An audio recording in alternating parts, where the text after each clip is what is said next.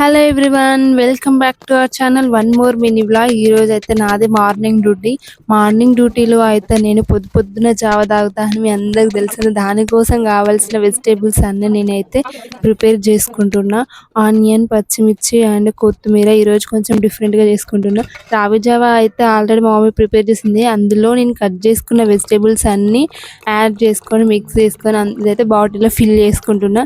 ఇది నేనైతే ఇంటి దగ్గర తాగలేను, డ్యూటీకి వెళ్ళిన తర్వాత మా స్టాఫ్తో పాటు అక్కడ తాగుతా.